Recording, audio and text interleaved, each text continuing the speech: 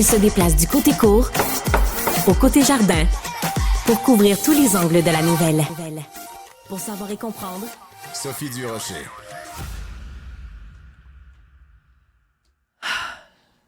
L'Office québécois de la langue française nous explique comment faire pour rédiger épicène pour des écrits plus inclusifs.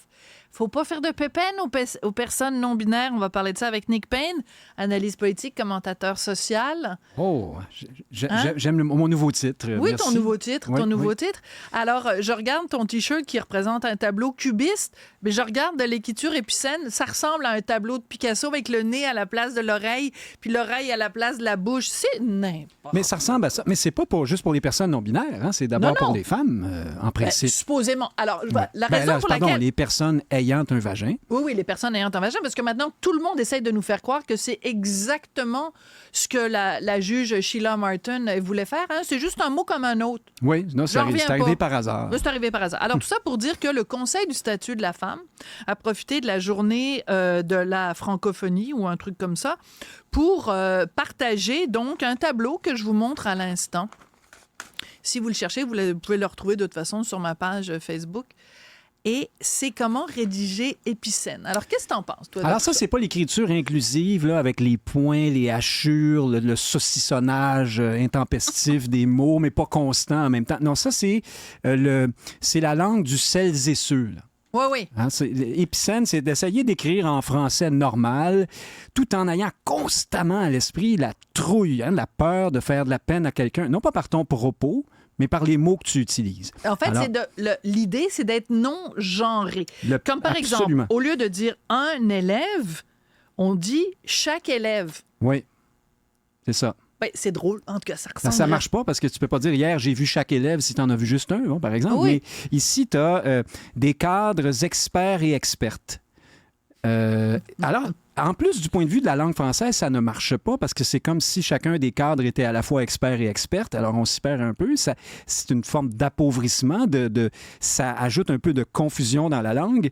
On nous dit, par exemple, un avocat ou une avocate d'expérience. Bref, Sophie, moi, j'en suis. Ceux qui disent que à travers la langue française et la façon dont elle existe aujourd'hui, dont l'histoire l'a forgée, on peut percevoir, par exemple, une forme de biais qui place l'homme, si tu veux, comme un peu l'être humain générique, tandis que la femme serait dans un statut différent, voire même inférieur. Je suis capable d'entendre des débats philosophiques autour de ça.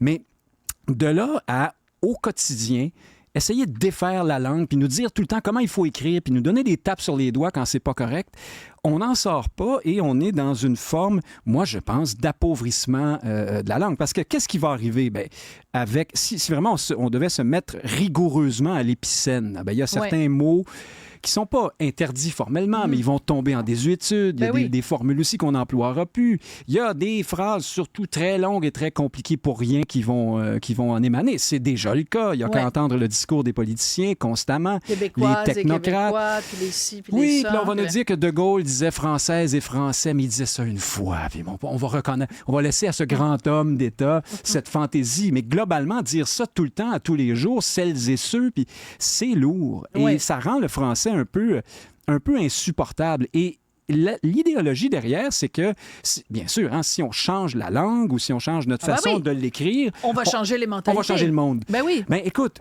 les pays anglophones, là, le Royaume-Uni, les États-Unis d'Amérique, qui sont quand même pas reconnus comme étant des bastions de l'arrière-garde mondiale, et qui sont donc anglophones, une langue dans laquelle ces questions-là se posent moins, là, voire même pas du tout. Est-ce que dans ces pays-là, les femmes sont mieux qu'au Québec, là, par exemple? Est-ce que, du point de vue de leurs droits et de leur émancipation... Vu que la langue est moins genrée, la société est-elle plus équilibrée? On dirait pas. Ben, on dirait pas parce qu'au Québec, hein, on a juste à regarder les chiffres, on le voit souvent.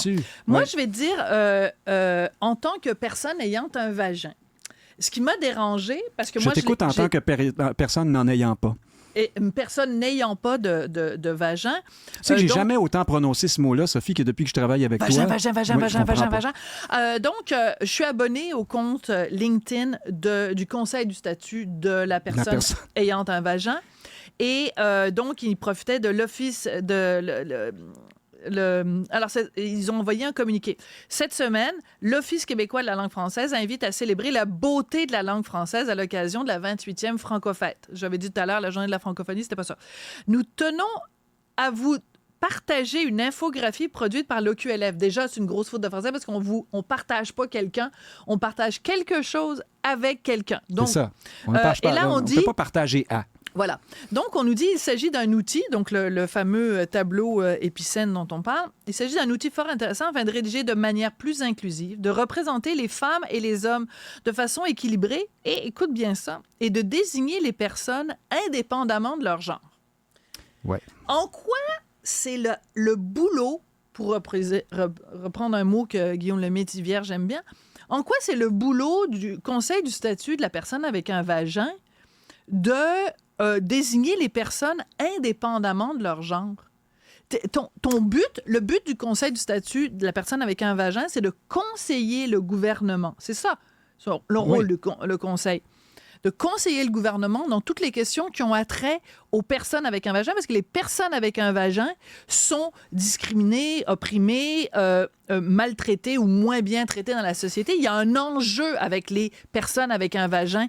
Qu'est-ce que ça a à voir de désigner les personnes indépendamment de leur genre? En quoi c'est relié avec une notion de féminisme ou de défense des droits des personnes avec un vagin? Question philosophique super intéressante, mais tu auras remarqué, Sophie, que toutes les organisations comme celle-là, qui sont du côté, disons, progressiste des choses, aujourd'hui adhèrent au concept de l'intersectionnalité. Donc, c'est la même lutte pour tous. Hein? Alors, c'est pour ça que les féministes aujourd'hui, les néo-féministes, ne s'embarrassent plus de ce genre de proposition, de dire, ben voici, pour que tout le monde soit visible, ben ici, on va peut-être un peu enlever le mot femme, et puis on là, va un peu rogner. Mais le problème, c'est que ce n'est pas le Conseil du statut de la diversité de genre.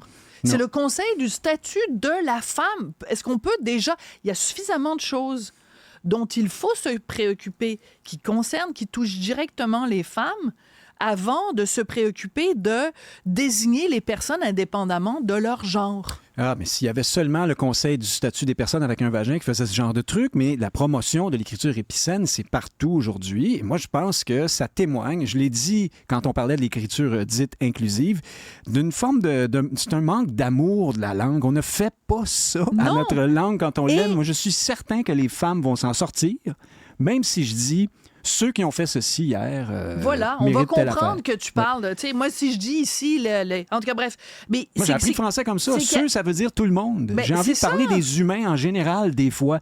Pas seulement de chaque identité. Ceux qui m'aiment comprendront. On n'a pas besoin de dire ceux et celles. Que celles et celles qui me suivent m'aiment me suivent. Ouais. Oui, ceux qui m'aiment. Quel beau film, hein, d'ailleurs. Ceux qui m'aiment prendront le train. Excuse-moi, c'était un bon titre de film. Et on nous dit, par exemple, une tournure inclusive, c'est au lieu de dire guide de l'utilisateur. Non. Dire guide d'utilisation, c'est quoi le problème de dire le guide de l'utilisateur? Est-ce qu'il y a une utilisatrice quelque part qui va être scandalisée et qui va se rouler en boule par terre parce qu'on a dit guide de l'utilisateur? L'argument inverse, Sophie, tu le sais, ça doit t'arriver. Oui, mais toi, Sophie, qu'est-ce que ça change pour toi? Alors, évidemment, si on nous dit ça à chaque phrase qu'on transforme, effectivement, on a l'air un peu nono. Ouais. Mais moi, sur le lot, je trouve qu'on appauvrit la langue en faisant ça. Alors, tu dois céder ta place parce qu'il y a une personne avec un vagin qui parle de vagin parce qu'elle est spécialiste en sexologie qui s'en vient. Fait que laisse ta place, s'il te plaît. Je laisse ma place à celles et ceux qui veulent me remplacer. Bye-bye. Dépêche, Nick Payne.